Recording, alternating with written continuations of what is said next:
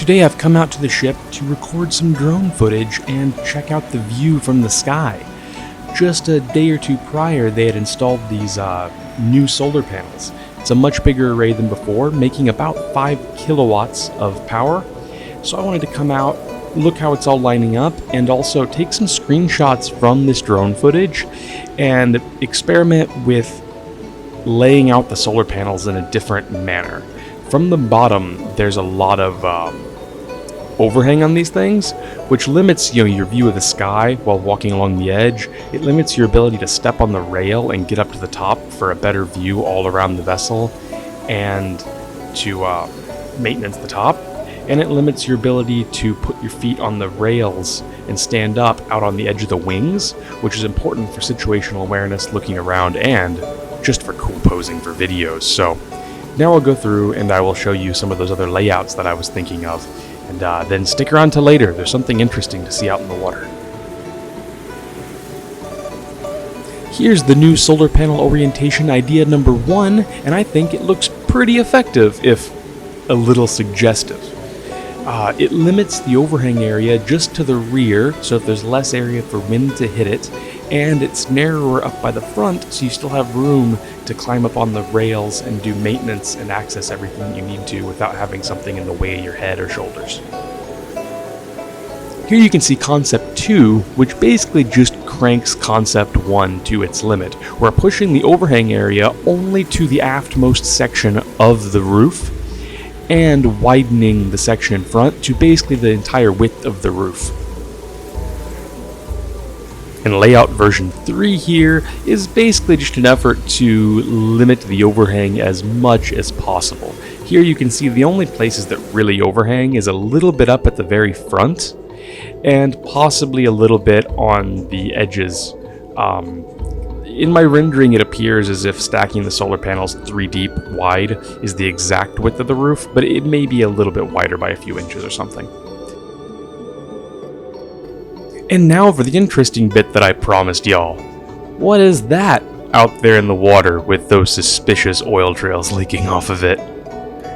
Oh, it's a catamaran. A powerboat catamaran that's half sunk in the water. I was told that recently somebody paid about, I think 4 million baht for this thing, or 3 million, something like that. And then it wound up sinking a little ways offshore here, about as far as the edge of the land is out there toward the water, and then got pulled in about a day before I filmed this, right? And what gets me is they just kind of left it out there. They pulled it in this close, but didn't get it all the way to land or bring it as close as they could at high tide or finish pumping it all out or anything. So now one of the hulls of this catamaran is just sitting underwater, filling up, and gonna be here for days. It was already here for 30 something hours when I filmed this, and they continued to sit there for another 30 something hours before they really did anything about it. So now what went from something that could have just been the boat getting very wet, having it all pumped out, and then flushing the engine several times, changing the oil several times in one day, and cleaning everything up, has gone to basically let's completely replace or rebuild the engines and probably replace half the electrics, and the thing just being a giant money pit because they didn't act quick enough. If you can sink a boat and then float it and do all your maintenance that day, flush everything with fresh water, go through your engines, pull all your plugs, turn it over to squirt all the water out, do several oil changes that day, and basically rescue a sunk boat, no harm, no foul. But if you wait around like these people did, you're going to be in for a world of hurt and a lot of expense. Now, I don't believe the owner of this vessel was fortunate enough to actually be living on it when this occurred, which is probably part of why it went so poorly. This was probably just what a bunch of bystanders did when they saw it happening, or people from the shipyard. I don't really know.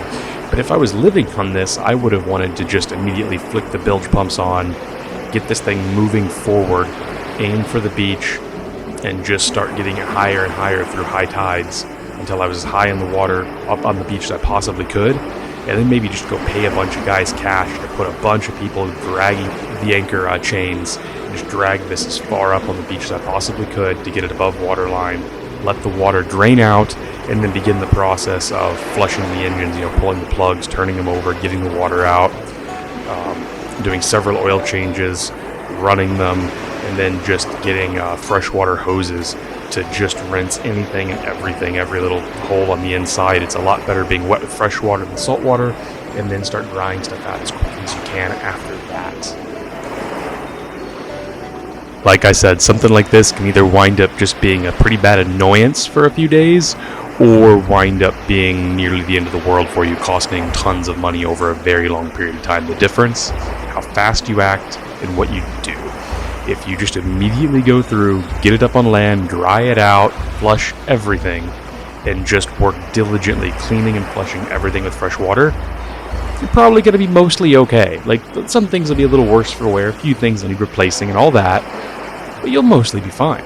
But you leave it in the water several days like they did, and I can't guarantee it, but this guy's probably in for a new engine, or a completely rebuild, and likely like entirely new electrical system on the side that was submerged underwater for that like 3.5, 4 days. You know, reviewing this footage, I've noticed some stuff I did not see before. Previously, I'd thought that basically all the damage was confined to the port side where that hull is underwater, you know? But I can see some damage on the front of the starboard side hull as well. So I wonder what the real story is, what happened with this. I had assumed it was like a faulty seacock or a leak around one of the prop shafts or something, but who knows, it could be a million different things that led to this outcome. All that being said though, as she sits here, she might be a fun project to pick up off the guy for dirt cheap, you know? Because I mean, it's really annoying if you own it and then it goes down and you have to do all this, but realistically, all it really needs is a new engine or an engine rebuild, you know? A little bit of new wiring and some fiberglass work. You know, besides the heavy engine to put in, that's basically stuff you can do with elbow grease yourself. It's probably actually a bit easier to fix than what I've got left on mine. Maybe I should buy it. Here we are back to my ship. Even rough, she still looks kind of majestic, doesn't she? And you can watch me as I fool around trying to get a nice pan of the solar panels that I was going to use in the opening bit, but they're all just kind of incongruent small pans, you know, that I thought would be a good shot, but I didn't hold any of them long enough to really work. So, yep, enjoy some fidgety drone footage while we get on out of here. I'll see you again next week, and as always, thanks for watching. And be sure to have a great day.